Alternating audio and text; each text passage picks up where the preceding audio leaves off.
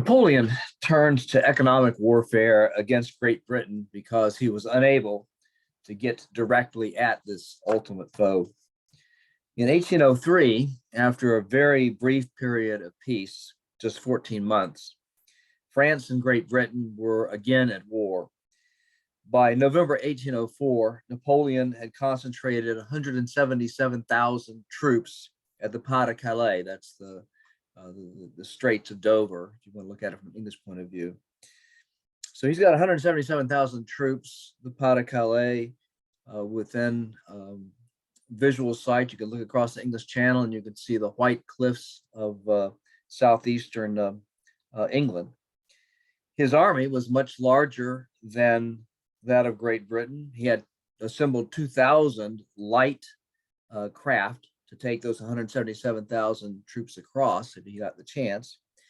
Much bigger army than Great Britain. If he could get over to the British side of the English Channel, he could easily bring Great Britain to its knees. His problem, however, was twofold. First, the British Navy was the largest and the most efficient navy in the world. Second, he had to worry about the unfriendly great powers to the east of him, Austria, Russia, and Prussia. In August 1805, it became obvious that Austria was mobilizing against him, supported by Russia, and with Prussia showing signs of entering this new war, the War of the Third Coalition, it would be called as well. Great Britain did not participate in the land operations, but paid immense sums to its continental allies to maximize their chance of defeating Napoleon. In late August, Napoleon abruptly withdrew his army of invasion from its channel ports, rechristened it La Grande Armée, the Grand Army, and began the brilliant campaign that would begin with the encirclement and capture of one Austrian army at Ulm and the destruction of the combined Austrian and Russian armies at Austerlitz in December 1805. But these tremendous victories did nothing at all to harm Great Britain. Worse, the British fleet had already destroyed the combined fleets of France and its Spanish ally in mid-October 1805, forever ending the prospect of invading Great Britain, which was obviously impossible to do without major naval support.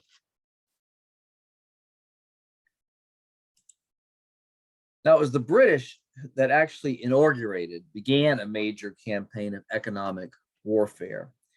In May 1806, it issued a so-called Order in Council, which declared all ports from Brest at the tip of the Brittany Peninsula to the Elbe River to be under a state of blockade. And I've indicated the blockaded region with a red line and actually have extended it on into the Mediterranean Sea because eventually subsequent orders in council extended the line of the blockade. So it completely surrounded the French holdings on the European continent. In November 1806, having captured Berlin after defeating Prussia in the twin battles of Jena and Auerstadt, Napoleon issued the Berlin Decree, which forbade French, Allied, or neutral ships from trading with Great Britain. Now, given that Great Britain was an island wholly dependent on the sea for trade, Napoleon obviously hoped to cripple Great Britain economically. The British retaliated with two more orders in council that forbade French trade with Great Britain, its allies or neutrals, and instructed the Royal Navy to blockade French and Allied ports. This order required all shipment to stop in English ports to be checked for military supplies that could possibly help France. Ships that did not stop to be checked at English ports were liable to British seizure. Now, this economic war had three major consequences. First, in 1808, when it became clear that Spain would not accept Napoleon's continental system, the system that he put together with the Berlin Decree, and then augmented with at least two other decrees, sort of making it ever more firmly clear that France, any ally of France, any country subordinate to France, could not trade with Great Britain at all, period. When Napoleon discovered that Spain was going to trade with Great Britain anyway, that was a major leak in the continental system, because it meant that supplies, and goods that came in via Spain, of course, could then be transported elsewhere in the European continent. That was intolerable to Napoleon, so he invaded Spain at that point. This led not to a swift Napoleonic victory of the sort that Napoleon was used to, but rather to a protracted partisan war that tied up much of the French army, about 200,000 troops, and which Napoleon never came close to winning. The war spread to Portugal, which was sustained by a British army under the Duke of Wellington, officially called the Peninsular War after the Iberian Peninsula. Spain and Portugal put them together, and they comprised the Iberian Peninsula. Napoleon bitterly referred to this conflict as the Spanish Ulcer. So that was the first outcome of this economic war between Great Britain and France. It's an economic war because you're kind of attempting to avoid an actual military conflict, and yet for Napoleon, he bought an additional war as the price of this continental system that he imposed. Second, this happened again in 1812 when the Russian Tsar Alexander reneged on his pledge to respect the continental system and opened his ports on the Baltic Sea to English trade vessels, English merchant vessels. And of course, this was intolerable to Napoleon as well. And he organized an army of 600,000 men, many of them French, but also troops drawn from countries allied with France, countries that were subordinate to France and sort of beholden to France. And he took this army into Russia with the intention of trapping the Russian armies close to the border and defeating them quickly in a summer campaign. Instead, the Russians withdrew deeper and deeper into the great expanse of Russia, burning crops as they went along, anything that could help Napoleon's armies. Napoleon found it impossible to bring those Russian armies to bay. He got all the way to Moscow in September of 1812, having crossed into Russia back in the middle of June of 1812, and accomplished actually absolutely nothing. During this period of campaign, he lost in terms of disease and battle about half of his force, thousands of horses on which the army was dependent for supplies and other things died at the rate of 1,000 a day. It was difficult for Napoleon's army, this vast army, to get enough supplies as it went along. And of course, Napoleon failed utterly to achieve his patented one blow decisive victory. And eventually, as is well known, Napoleon had to conduct a winter retreat in which the bulk of what remained of his army evaporated. So in many respects, the Russian campaign was the beginning of the end for Napoleon, another unintended consequence of this economic war that he intended to wage against Great Britain. The third consequence of this economic struggle between Great Britain and France uh, had to do with the British enforcement of its orders in council, which led to the seizure of hundreds of American merchant vessels. At this particular time, the United States had perhaps one of the largest fleets of merchant vessels in the whole world. It rivaled the fleets of merchantmen that the Great Britain could deploy, and this merchant vessel trade was a major source of wealth for the United States. The goods that these merchants sent to Europe, that was the primary market, were able to sell there, and things that they were able to buy and bring back into the United States. This generated a tremendous amount of economic activity and a tremendous amount of wealth. But the seizure of all of these merchant vessels created a major crisis for the presidential administration of Thomas Jefferson. And in addition to the loss of the merchant vessels themselves, there was also the principle of freedom of the seas, the principle of the right of American vessels, to sail on the high seas and reach, the ports of call that they wanted to make and sell goods and so forth. So the American maritime rights were at stake as well. And the administration of Thomas Jefferson sought to avoid outright war with Great Britain, so it attempted its own program of economic sanctions. So now you've got an economic struggle that involves France, involves Great Britain, and now it involves the United States.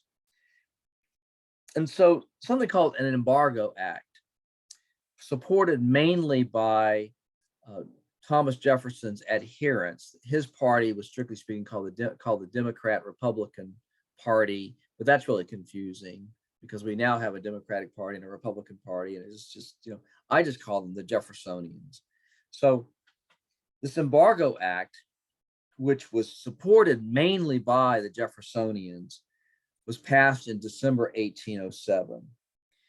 And this act passed over the objections of the other party, the Federalist Party, who represented many of these merchant captains, because even though a lot of their ships were being captured on the high seas and so on, running the risk of capture by the British was better than what the Jefferson administration was telling them to do, which is, you're not going to trade at all. You're not going to be allowed to export your goods. You're not going to be allowed to import your goods. It's just, what we're going to do is we are going to use our economic power, to punish the British, by not trading with them and hurting them economically in that kind of a way. And if the French can send, merchant vessels our way, we're not going to trade with them, either one, and that'll show them. So this policy was very much resented by the U.S. maritime industry. They would have preferred to take the losses that occurred from the capture of some of their ships by the British, because they still made money, even with losing those ships. And this famous cartoon that we're looking at here uses "Oh grab me." This guy's got, this merchant say, "Oh, this cursed oh grab me," and this snapping turtles, got a hold of him. "Oh grab me" is a palindrome for embargo. In other words, it's embargo spelled backward. And you can see this merchant's trying to get his goods to this British, this waiting British vessel, and he can't do it because the cursed "oh grab me" has stopped him. And by the way, when you've got a population of only about 5 million, the amount of people who have a good sense of humor and can actually say something, do something really funny is kind of limited. So, if you want to know what the sort of the boundaries of what passed for humor in the United States in the early 1800s were, you're looking at it right now. So this Embargo Act had a catastrophic effect on the U.S. economy. I know the figures, but I'm not going to bother to give them to you, because the bottom line is it was a lot. It was so much that in 1809, Congress, still dominated by Jeffersonians, repealed the Embargo Act and substituted other acts. There were two other attempts to substitute other forms of economic sanctions that they thought would work better. And these sanctions were again intended to force the British to modify their orders in council, but the British still refused to do so. And ultimately, Americans in all parts of the country became so exasperated with this really affront to American dignity that there was talk of going to war with Great Britain to vindicate national honor. Well, Jefferson left office in early 1809. After the end of his second term, he was replaced by one of his proteges, James Madison, also a Jeffersonian. And in June of 1812, James Madison signed a declaration of war that came from the American Congress.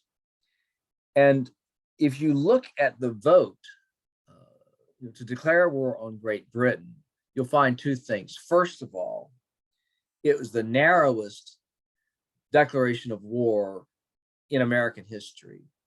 In the case of the Second World War, there was one single solitary Congresswoman, Jeanette Rankin, who voted no to go to war against Japan. And usually when the United States declares war on somebody, it's a huge lopsided majority of Congress, that goes in on it. In the case of the War of 1812, it was the Jeffersonians who held a majority, who voted in favor of the declaration of war, and the Federalists completely, with no break in the ranks, voted uniformly against that declaration of war. And so when this War of 1812 began against Great Britain, it was, the Federalists called it, Mr. Madison's war. Not our war, it's Mr. Madison's war. And believe it or not, they did everything they could openly during the entire conflict to essentially scuttle the American war effort, because they regarded it as Mr. Madison's war effort. It's sort of beyond the scope of this particular lecture, but it's really an interesting dimension of affairs. So that's one surprise when it comes to the origins of the War of 1812, that was so partisan in its origins. The other surprise is that had America waited just a few weeks to make this decision about whether to go to war with Great Britain or not, the war would have become unnecessary, because the British government was under a lot of pressure from its own merchant captains, who were upset that they weren't able to trade freely across the Atlantic. They couldn't trade with France because of the continental system. They were having trouble getting that done, but they could trade with the United States, except the British government was setting up a situation where that wasn't permissible. So these merchantmen, very wealthy businessmen, very well connected, essentially pressured the British government into modifying the orders in council in such a way that it would have satisfied what the United States was looking for. The problem was the British government suspended those orders in council on June 23rd, 1812. And unfortunately, 5 days earlier, the United States had declared war. So thus, the economic warfare attempted by both France and Great Britain not only have failed to achieve their goal, they actually widened the Napoleonic Wars considerably, even starting a war in North America, 3,000 miles from Europe.